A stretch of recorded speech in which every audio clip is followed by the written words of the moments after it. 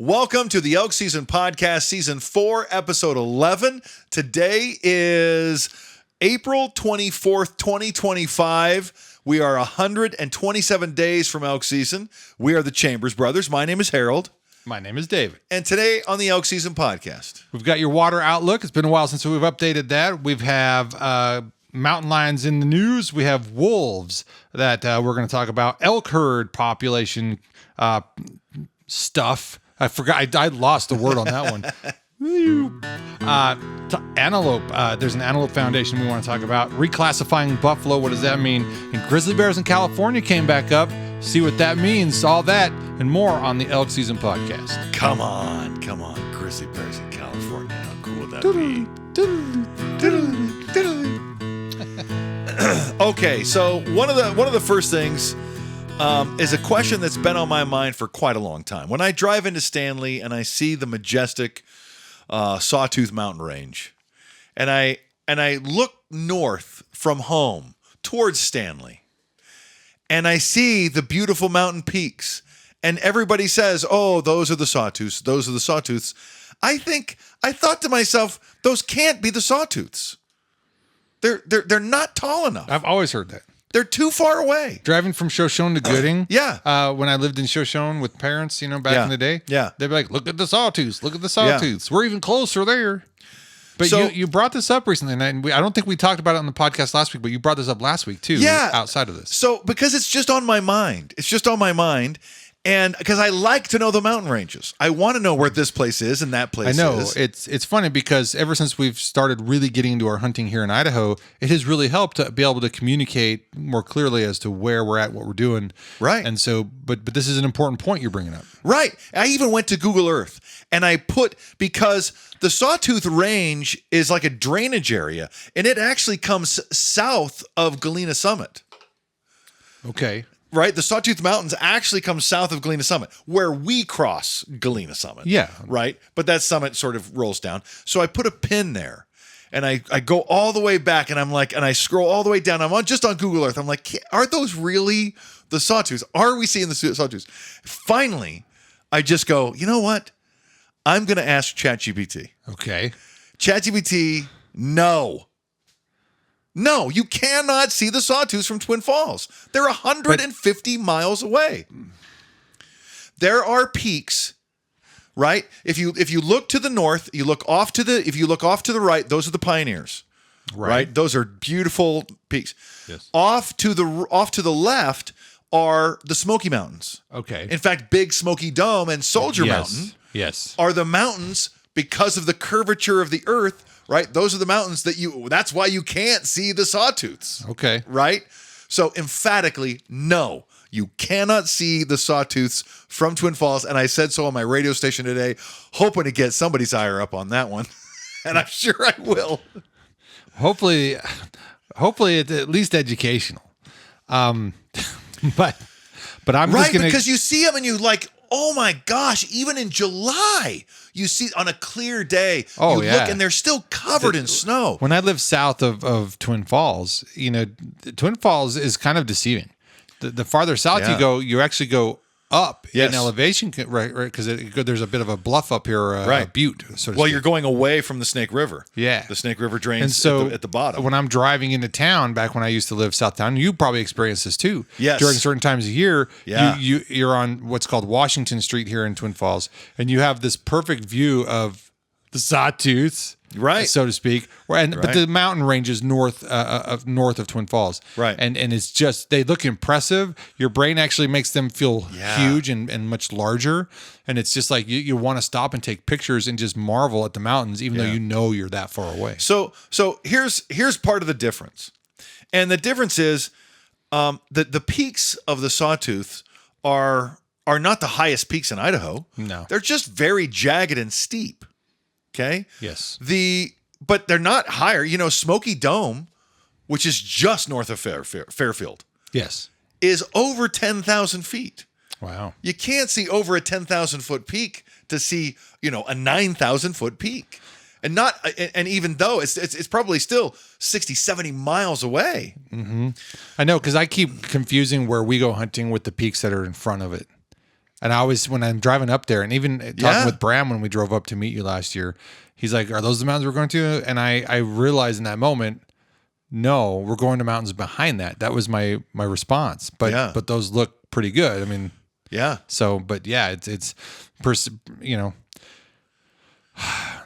this kind of, well, this is evidence also to say that the Earth is round.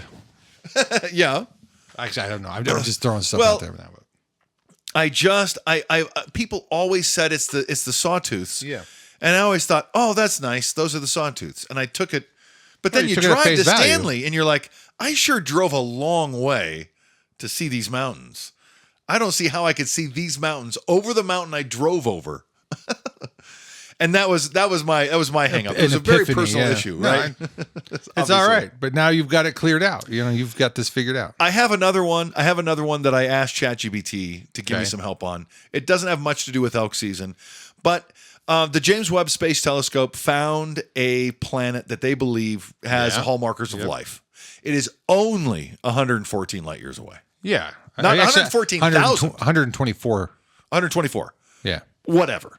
I mean, honestly, for this analysis, like, whatever. No. Great. It matters. Call it 150. I'm going there to next week. In 1977, we launched Voyager 1. Yeah. It is the spacecraft that has flown further from Earth than any other man-made object in history. Yeah. Right. I asked ChatGPT. Excuse me. It has been going for 47 years through outer space. How much longer before Voyager 1 reaches the distance of 1 light year from Earth? Okay, that's a fun question. Right? 17,600 years to get to 1 light year distance. Yeah. Okay. 124, 114, who cares? Voyager 1 is not traveling at the speed of light? Is that what you're saying? Exactly what I'm saying. And so it was just it's a fun thought experiment to understand. Listen, there might be a civilization 124 light years away, but look at the spacecraft, the greatest spacecraft that's gone the greatest distance ever, and we're so far away from a light year. Yeah, it's laughable. We've sped up our ability to travel in space considerably since then, but we haven't had the opportunity to just see what those advances are because we have not traveled to the moon, right? At least with man, right? So not for more than 50 years, yeah. And even a trip to Mars, it seems ridiculous. 9 months or something. 9 months. Anyway, I know that's not elk season stuff, but it's natural world stuff. Yeah. And so since it was just a piece of topic this week, I go, oh crap. You've been looking for an elk on Google Earth for a long time. Yes, I have. So maybe we need to turn James Webb around and see if it could find an elk. James Webb could find all the elk. You have to analyze the light spectrum data from, right. from 7 terabytes of data. Oh, okay. And then you can weed out where the elk are. Excuse me. The differences between Hubble and James Webb, even though they're not the same at all. And I know an astrophysicist who's and I don't know if that's the right description of it. He worked how many years on Hubble? 12, 18, something crazy. But he knows the differences, and it's great and it's fascinating and it's advanced, but they are not the same kinds of machine, and he's very quick to point that out, and it's appropriately so. All right, let me point this out, and you should point this out next time you see him. Hubble was the gateway satellite. The gateway right? satellite. It was the gateway satellite. Got everybody interested in satellites, and we're grateful for Hubble. Hubble is the people's telescope. He'd probably say Sputnik was.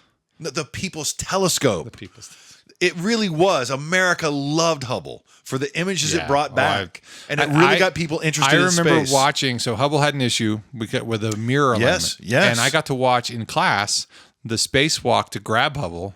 But they missed it a couple times. I remember watching the Hubble, I watched astronauts grabbing Hubble. Yeah, on a spacewalk. It was cool. Yeah. But, there's apparently a Hubble follow-up that's now in potential jeopardy. It's like already built, but getting it to space is what's in jeopardy because of current climate. But we'll see. We'll hope. Okay.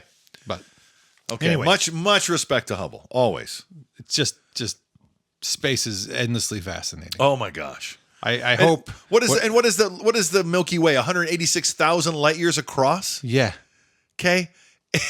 It's just laughable the distances we can travel in space. It's like, Yeah. It's crazy. To know that we're not quite out of our own solar system with Voyager 1 yet. No, we are. It left, I think, in 2017. Oh, that's right. I watched a documentary, right. and I think 2017 it left the heliosphere. That's right. And then Voyager 2 is not far behind or something like that. So, all right. So the first thing we're going to talk about, though, more officially, is wolves. Yeah. What do you got? Yeah. So I talk very passionately about wolves, and I've read a lot of books about wolves, and I talk about it like I wish everyone could read the books, had time to read the books that I've read. And now that I know there's some new documentaries on these wolves. And the one book I would bring up to anybody interested in wolves is Decade of the Wolf. Mm-hmm. And Decade of the Wolf is a wolf researcher who right out of college was in Isle Royale. I believe it's in Michigan, but it's the very, very famous study of moose and wolf population. Mm-hmm. When the wolf population collapses, the moose population explodes, then the wolf population explodes, and then the moose population collapses. And it's just this cycle, and biologists have been following it for a really long time. One of these biologists, one of these lucky who never saw this coming, got to move to Yellowstone in like 1994, 1995, and got to be the person to watch wolves. There is a person on this documentary who has a seeing streak of wolves 861 days in a row. Nice. Seeing like something crazy like that, over 800. And knowing that they're evasive creatures, that's amazing. Yeah. And they talk about people seeing wolves for the first time, knowing that we had eradicated them and we'd brought them back. People would come from great distances just to Yellowstone Park, pay big money to other people to go look at wolves, and then cry when they saw them. So overwhelmed. And that's part of this documentary. Also, part of this documentary is a herd of elk in Yellowstone, 20,000 strong, that is now 7,000 strong and manageable. It was not manageable at 20,000. Hundreds starved and froze to death every year. Yeah, not to mention, habitat degradation due to high numbers. Oh, huge. Yeah, and you can see, how wolves change the course of rivers in Yellowstone is a real it's common. More complex than you'd think. It is complex, but it's also that simple. Yeah. Yes, the return of wolves changes the course of rivers. It's just a fact, and to show that and point that out, I think is neat. And it's one of these overarching stories where you can start a conversation with and say, okay, yeah, it's a little more delicate than that. There's like this. Just out of left field here. Yeah. There are numbers of movies that have wolves in them. Yeah. That are fiction based. Yeah. And is the depiction of wolves in those movies pro-wolf or anti-wolf? We should probably get a list of movies and ones that we've watched. Yeah, we and should go through and see, because a few movies popped up in my head. I'm like, this movie definitely anti-wolf. This movie, not sure. This movie, I think anyway. But was it intentional by the directors or not? So or do they just need a villain? Yeah, because wolves are a great villain. They have been since Little Red Riding Hood. Right. They really have. So you can blame Little Red Riding Hood. Yeah, wolves just make a great villain because they're scary. Yeah, they're elusive and they're deadly and they're dangerous, and that makes it. So they returned wolves to Idaho in '97. Yeah, and it was the wolf populations. We know that wolf It wasn't 95. Well, in the 90s. Okay, I think it was 95. I don't remember because they were reintroduced to Yellowstone in 95. Yeah. And I thought they were pretty much simultaneous, like the same. I thought it was year. 95 and then 97, but maybe. But I honestly, it's been a few years. Not that big a deal. Sorry, because don't be sorry. Nope, we'll just get ChatGPT, get to the bottom of it right now. So Anyway, so wolves are reintroduced, and we've talked about this on the podcast before. Where like wolves in Idaho are likely crossing the borders at different places. Of course, yeah. Wolves in Montana probably crossing the borders in some places. We've talked about how the wolves in Wyoming have already started crossing the borders into Colorado. Yep. We've talked about how the wolves from Minneapolis and Minnesota have made their way down to Colorado. So once a species is reintroduced, it's likely having an impact to a small degree in surrounding areas because, of course, as the population gets bigger. Of course. So, but officially in the state of Oregon, wolves were not reintroduced until 2008. Where? Oregon. Okay. I'm sorry. Wolves were reintroduced in Oregon? Yeah. Really?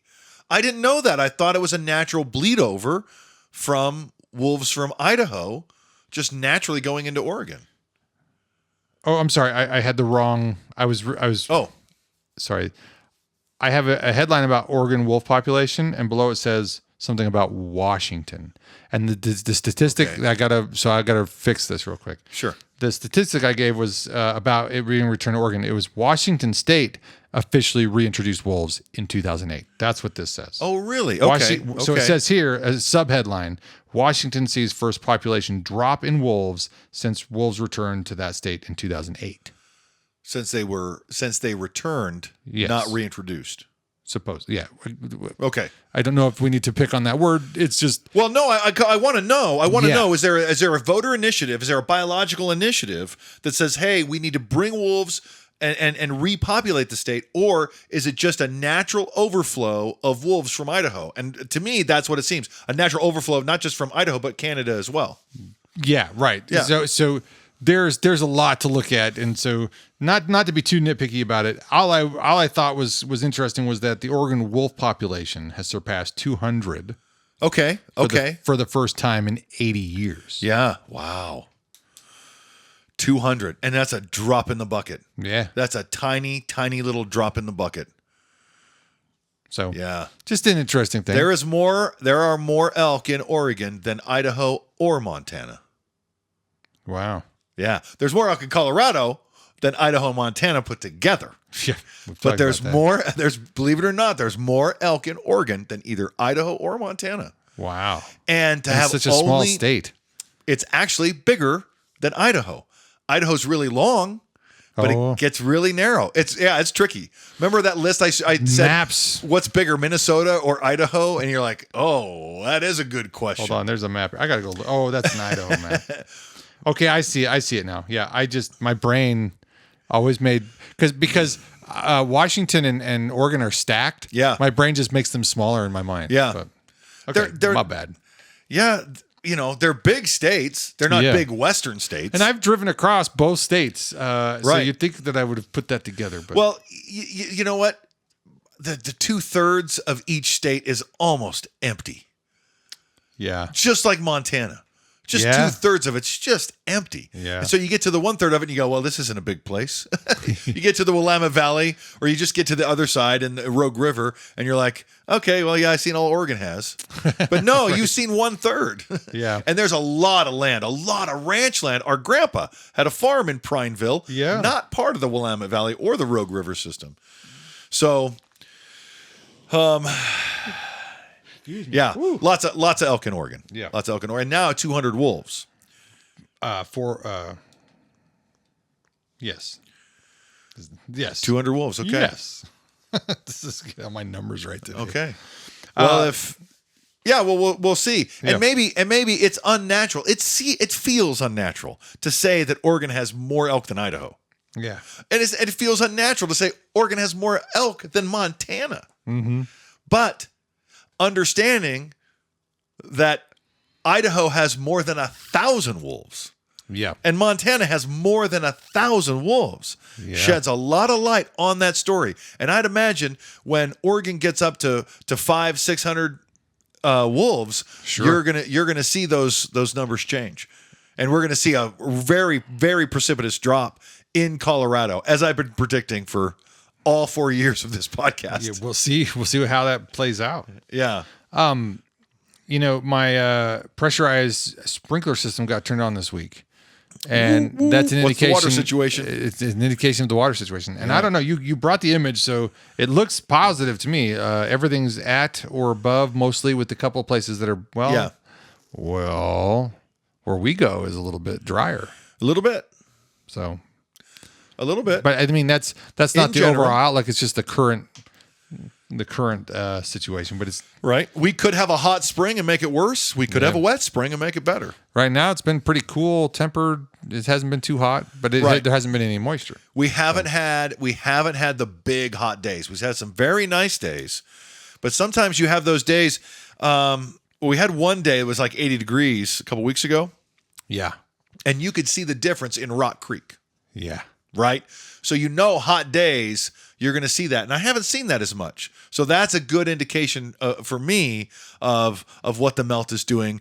And when you look to the mountains, when you look to the Sawtooths, it's still pretty capped.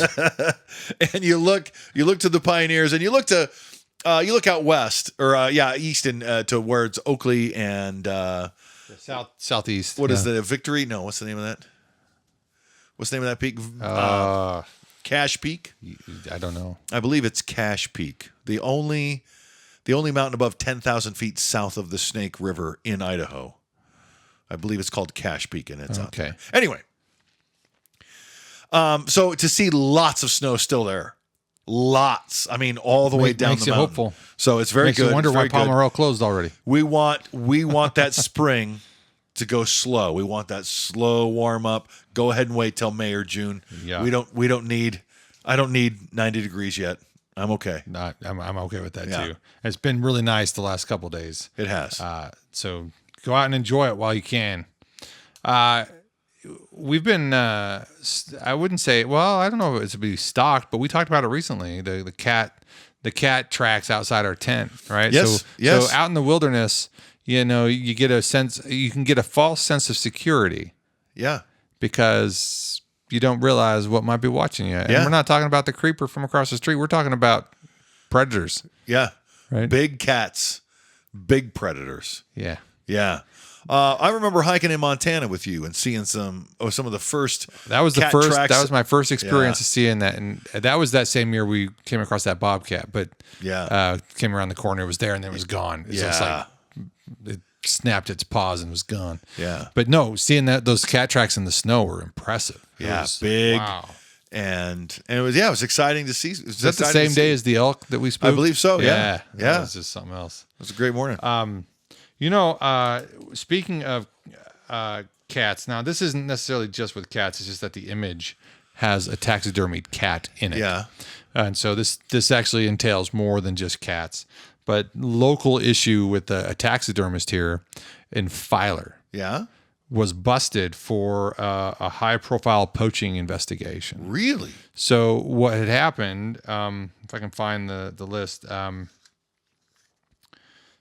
let's see, this story says Tom Schreiermeyer is facing 8 charges, including 2 felonies, with his son Ryan being charged with felony for destruction of evidence and preparing false evidence, along with 7 misdemeanor charges, scheduled to have a preliminary hearing on May 9th.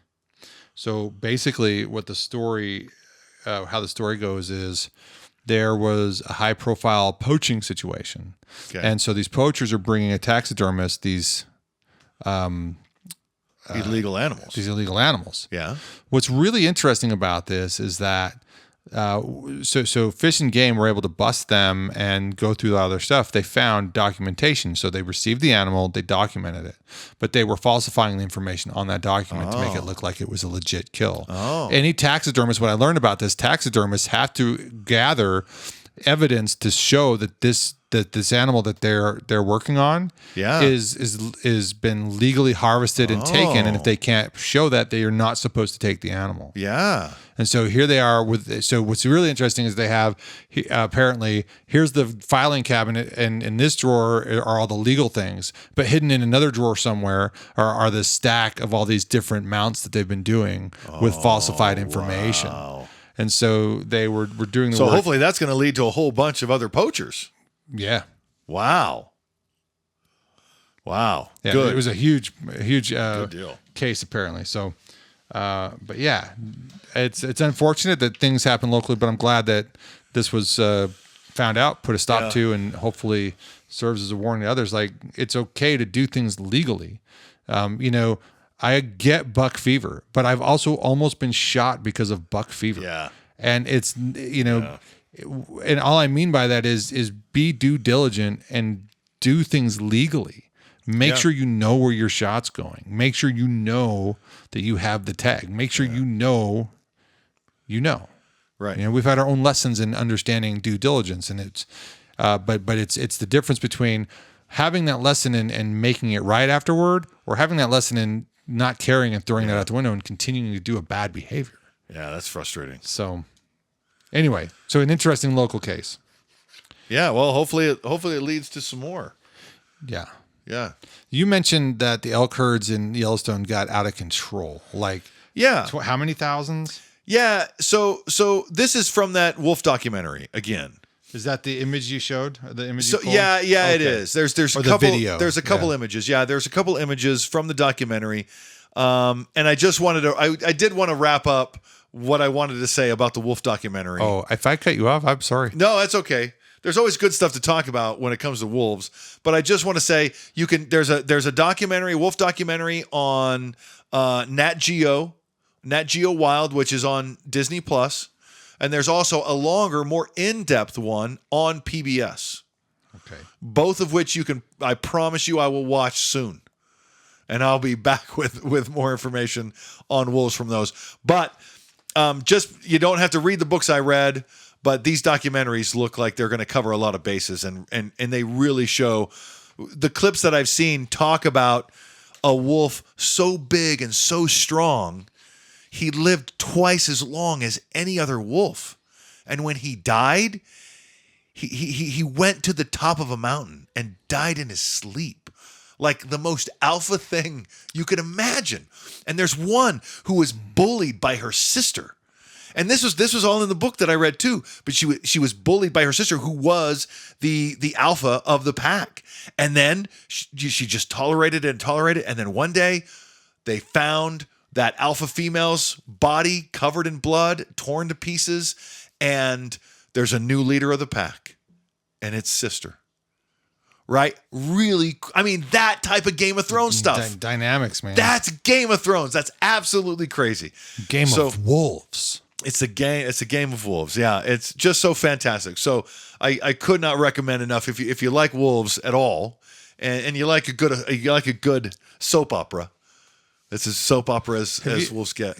Odd question. Yeah. Speaking of documentaries, have you come across the Garth Brooks narrated stuff on National Geographic? No. He surprisingly fits the bill really well. Really? Yeah. I like David Attenborough so much that Tom Hanks and Barack Obama really fall flat. No, they're terrible. But Garth Brooks, I'm really? telling you, like I will look for some Garth Brooks. They kept showing up in my YouTube, and I'm like, who is this narrator? Like, this guy's doing a good job. Really? I had no idea it was Garth Brooks. And then I found it's on Disney, the Nat Geo. Yeah. But it's about national parks. Okay. And the image is of a bear cub, but it's narrated by Garth Brooks, and I'm just like, wow. They've been getting a lot of celebrities to do them, and I do see clips, like I said, narrated by Barack Obama. I'm like, I thought maybe, but after about 5 minutes, I'm just like, there's only so much of his cadence, that I can handle. Same with Tom Hanks. He's so sweet. He's so nice when he talks about everything. There's only so much I can take. See if Garth Brooks does it for you. David Attenborough, he talks as if everything is about to fall apart. And now you can get a David Attenborough AI app to narrate anything you want. And I've done that a few times. It's fun. Yeah, and it's fun, but I scroll so fast when I hear it. I don't want fake David Attenborough. I want real David Attenborough. I know, but when you're trying to, I know. When you tell a story of like I had him narrate a story of when Vess's mom first ever saw me, and just describe it from an animal perspective. Oh yeah, that's good. Yeah. So yeah, I've thought about that. I've thought about doing that too. Like get David Attenborough to just narrate a guy in his garage. Yeah. He's been sent out here by his wife to accomplish. Right. Yeah. He's like, He's distracted by a bin of golf balls. They've been there for 13 years. Right. Yeah. That's my garage. That's my experience in my garage. It was just like, because Vessa was driving with her mom when I was in high school, and I was walking with a friend, and so I started driving it. The young male sees the approaching car. Oh, yeah. In a bit of hesitation and trying to impress the attractive female, he immediately drops and rolls in the borrow pit. Because that's literally what I did, because I was impulsive and young. Yeah. And that was the first time Vessa's mom ever saw me. Yeah. So her first memory of me is being this dork on the side of the road rolling in the dirt, just because I'm like, I don't know what I was doing. I was just dumb. Good. It's funny. Fun story. That is good, yeah. Anyway, calf survival rates. We both had wedding anniversaries this week too, by the way. Yeah. I've been married 25 years this 19. year. 19 years for you and 25 for me. That's incredible. Very lucky. Yeah, me Very too. Lucky. Very lucky. Me too. Congratulations. Thank you. Congratulations to you. Yes. Okay, we got that out of the way. Whew. Statewide here in Idaho, according to Fish and Game. I actually saw this a couple days ago, but I saw an email earlier today that was like, oh, I've already got that. So 67% of fawns and 93% of calves with tracking collars have survived through mid-March. Good. So our deer population and elk population here has a healthy offspring, sounds like. Yeah. Healthy offspring mortality rate. Something that apparently doesn't have a good, that has a concerning mortality rate are antelope numbers. Now, really? So there's, and I can't seem to find all the pieces to put all this together, but there's something recently that shows, and I don't know if it was something you showed me or something I came across, where the antelope can't actually do what they're naturally born to do because we've corridored everything off with fences. Yeah. And so they'll literally run into a fence and they can't get any farther, and they die or whatever because there's just nowhere for them to go. Sometimes they go through the fence, but sometimes they go around it. But there's a number of human factors that are likely implicated with why these numbers are dropping. And I don't know much more about the story. I read it hoping they'd give me more numbers, but it's really just about a couple guys starting an antelope foundation because of these numbers. So antelope numbers are dropping is what it said. That's why two hunters, and I don't know if they're both guys, but that doesn't matter. They're launching the North American Pronghorn Foundation. Okay. So I'll just keep an eye out for any information on that and see if we can find out more information, if they have more data as to what is behind the numbers dropping. But I think we've known that for a while. Antelope hunting is in Idaho particularly is just different than the other kinds of hunts you can do. So more on that as we come across any information. There's a lot more farmland, a lot more prairie. The antelope are down lower. They're smaller. They don't have any real natural predators. Except where we hunt, we see antelope up on the tops of the mountains at sometimes. 9,000 feet. I asked a fish and game officer at Hunter's Ed, I go, what is that about?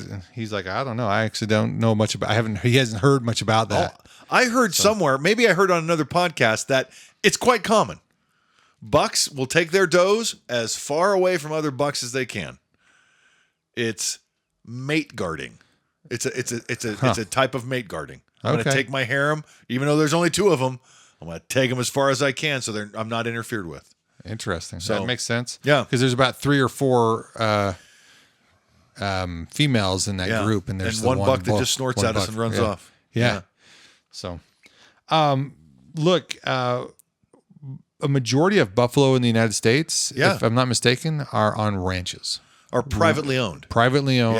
And more often than not referred to as livestock than actual wildlife. And there's some around here. And so I applaud and support wholeheartedly the Eastern Shoshone in Wyoming.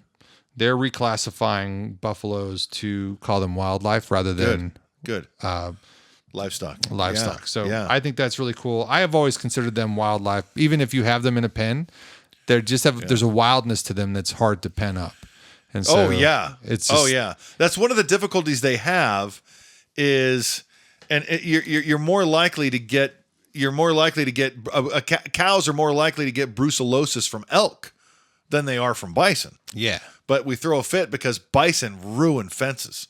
Yeah, they'll walk over a fence like it isn't there, and now you have all kinds of problems when a fence goes over.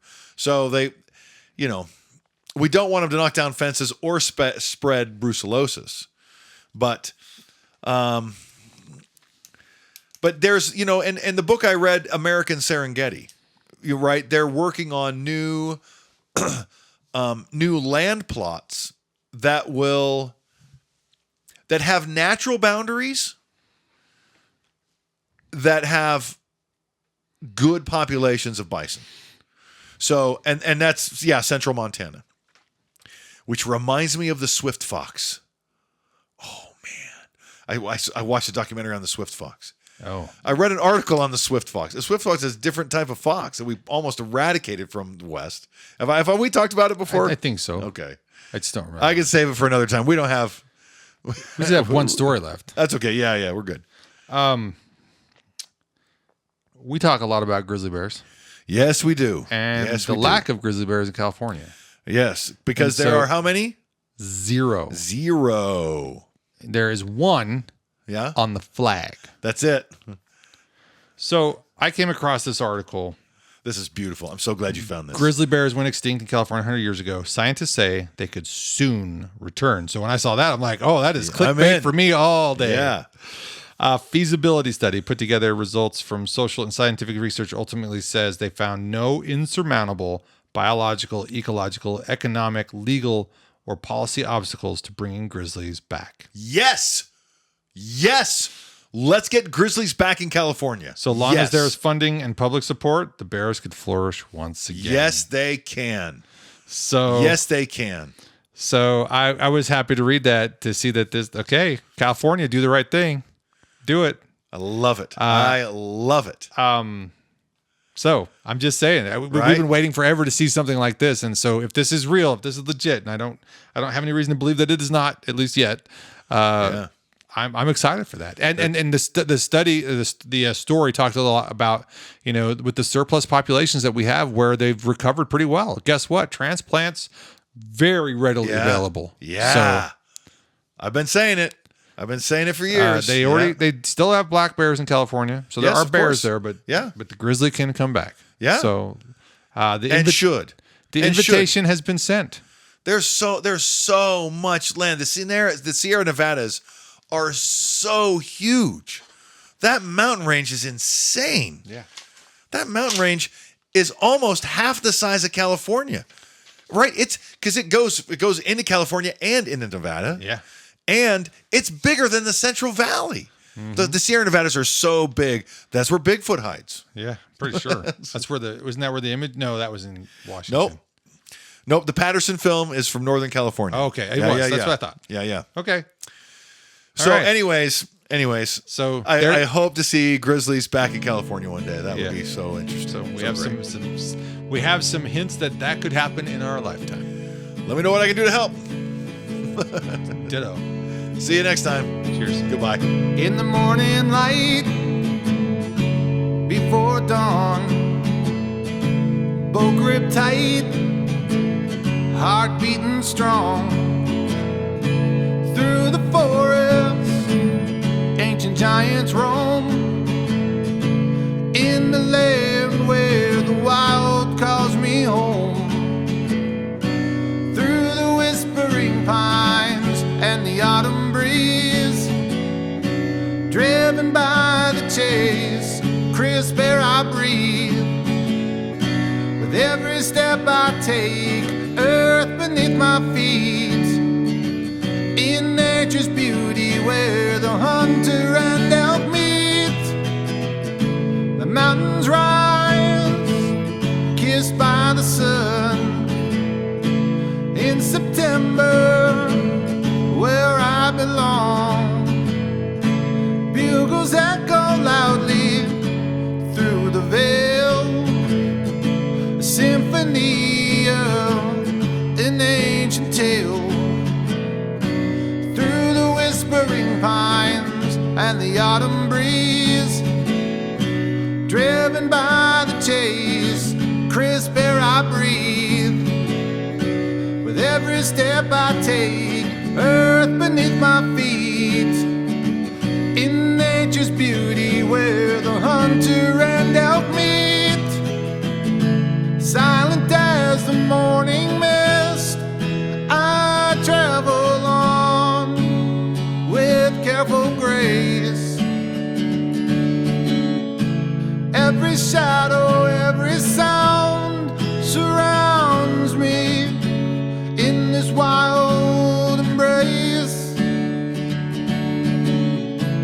challenge and the thrill, the patience and the skill.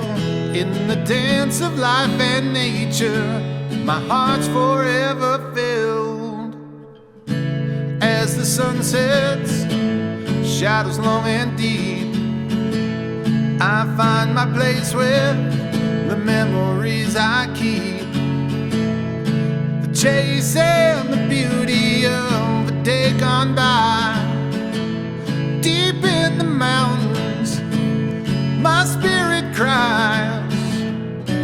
Through the whispering pines and the autumn breeze, driven by the chase, crisp air I breathe.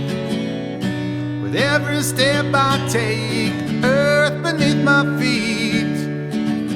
In nature's beauty, out where the hunter and elk meet. Here's to the wild places where the elk and I both roam. The chase that brings us closer to the place that I call home. In the stillness of the forest, in the grandeur of the land, I am one with nature's wonder, with my bow here in my hand.